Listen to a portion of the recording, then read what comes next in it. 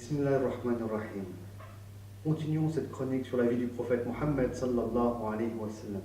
Nous avons terminé notre dernière intervention en parlant des persécutions contre les musulmans, contre le prophète Mohammed sallallahu alayhi wa sallam qui était calomnié, frappé même. Les persécutions contre les musulmans, on a vu que les plus faibles socialement étaient torturés, persécutés, voire même tués. Les plus riches parmi les musulmans, quant à eux, étaient boycottés. Les plus riches parmi les musulmans, comme Abu Bakr al-Siddiq, radiallahu ta'ala anhu, vont malgré cela, malgré le boycott qu'ils subissent, investir leur argent pour libérer, pour acheter les esclaves musulmans et pour les affranchir librement, pour les libérer, les affranchir gratuitement, sans rien demander en échange. Donc il va s'agir d'un grand sacrifice financier fait entre autres, même j'ai envie de dire en particulier, par Abu Bakr as-Siddiq. C'est lui qui va acheter Bilal et le libérer sans rien demander en échange. Et d'ailleurs, c'est toute la philosophie musulmane, de faire des bonnes actions, comme là le fait Abu Bakr, sans rien demander en échange. La nuridu minkum jaza'an wa la shukura. On ne veut de vous, les hommes, quand on fait des bonnes actions, on attend de vous ni remerciement, ni rien en échange, ni rien en retour. Pourquoi? Parce que le croyant, lorsqu'il fait ses bonnes actions, tout ce qu'il veut, c'est la satisfaction de son Créateur, de Dieu, avec ce désir de rentrer au paradis par sa miséricorde.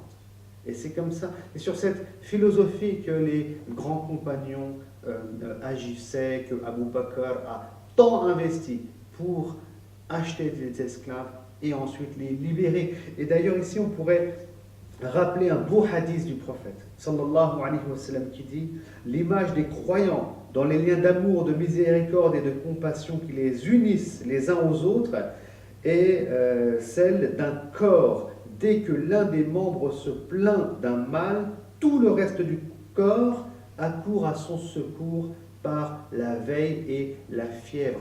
Telle est l'image de la nation musulmane, de la Ummah musulmane. On est comme un corps. Et quand une partie du corps souffre, eh ben c'est tout le reste du corps, tous les autres membres qui sont concernés. Et c'est pour ça que Abu Bakr et d'autres riches musulmans boycottés ont réagi face aux persécutions, en apportant une aide matérielle et une aide financière. Même l'épouse du prophète sallallahu alayhi wa sallam, bien sûr, ira dans ce sens. Khadija bint Khuwaylid, dont on a eu l'occasion de parler. Et voilà donc toute la fraternité religieuse. Donc on est une communauté, une nation qui s'entraide. Et le musulman ne peut pas être musulman en oubliant les plus démunis et en faisant comme s'ils n'existent pas. La foi en Dieu impose aussi l'aide d'autrui. C'est pour ça que le Coran d'ailleurs nous dit souvent « Aqimus salat wa atu zakat ». Priez, accomplissez la prière, donc là c'est la relation de l'individu à Dieu, et donnez l'aumône, à zakat, légal, puisqu'on ne peut adorer Dieu, c'est inconcevable, sans aider son prochain, qui est lui démuni. Et très souvent dans le Coran, Dieu cite dans un même verset ces deux adorations.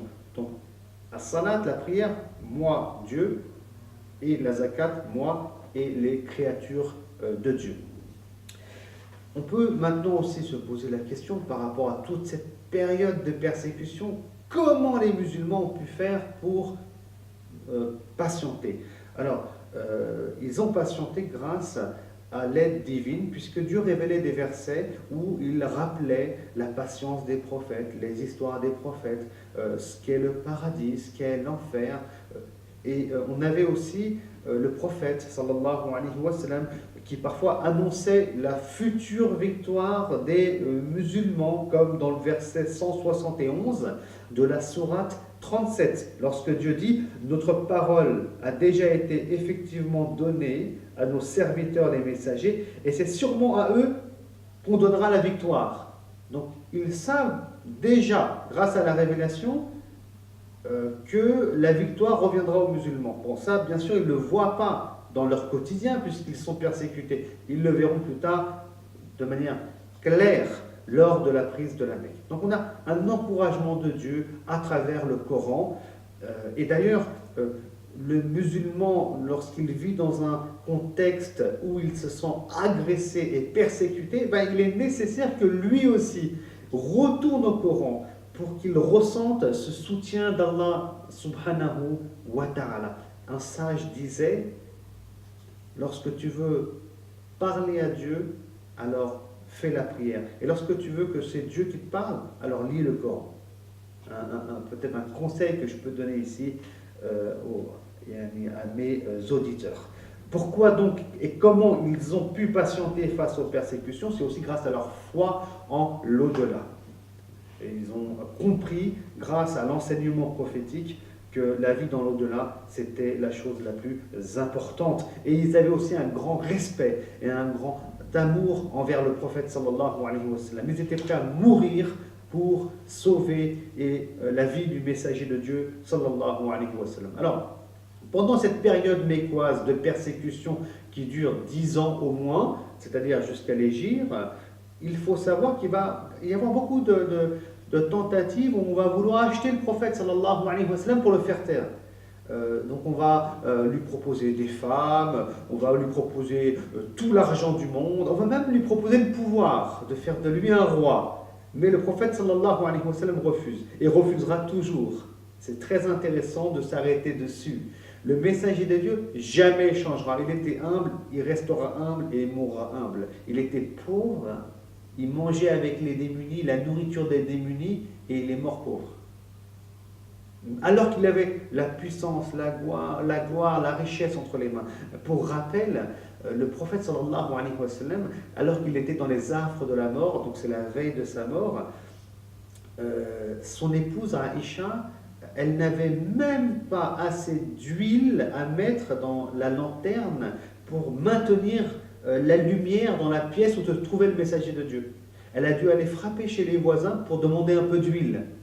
C'est rapporté dans les ouvrages de Sira, dans l'ultime joyau de la prophétie, Rahiq al-Makhtoum. Imaginez, le messager de Dieu, son épouse, qui va frapper chez les voisins pour demander un peu d'huile, pour qu'il y ait la lumière dans la pièce où se trouve le messager de Dieu qui vit les derniers instants de sa vie.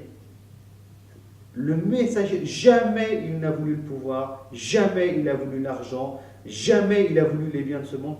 Tout ce qu'il désirait, c'est le bien de l'humanité, le bien des êtres humains, des femmes, des hommes, des enfants, des créatures de Dieu, et un bien pour eux dans l'au-delà.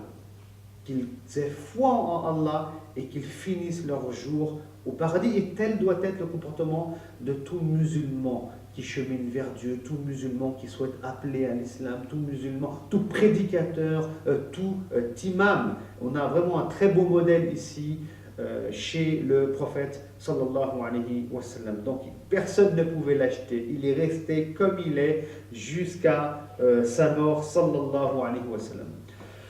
Autre point toujours lié aux persécutions qui me semble intéressant de souligner, c'est la question suivante. Où est-ce que les musulmans donc se regroupaient pour écouter les enseignements du prophète sallallahu alayhi wa sallam? Alors ils se regroupaient chez un jeune garçon qui s'appelle Al-Arqam et qui vivait en plein centre-ville de la Mecque, dans le quartier où on trouvait les gens les plus hostiles à l'islam, imaginez. Et le messager de Dieu se regroupait chez ce jeune garçon de 17 ans, discrètement, en secret, souvent la nuit, pour enseigner donc les versets révélés aux différents compagnons. Alors, les gens cherchaient à connaître ce lieu secret. Mais il cherchait dans la périphérie mécoise. Personne ne pouvait se douter que le prophète sallallahu alayhi wa sallam retrouvait ses compagnons en plein centre-ville, à côté du mont Safa. Et en plus chez un jeune gamin. Et en plus dans le quartier où il y a le plus d'hostilité contre l'islam.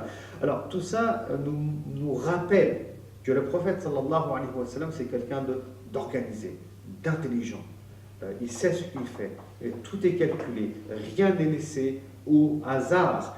Et la confiance en Dieu implique de s'organiser et de se structurer. On n'atteint pas des objectifs en allant comme ça droit dans le mur sans un minimum d'organisation. Le musulman est quelqu'un d'organisé, de réfléchi, de stratégique, et Dieu sait que les musulmans aujourd'hui manquent d'organisation et de stratégie. Qu'Allah subhanahu wa ta'ala nous guide tous et toutes.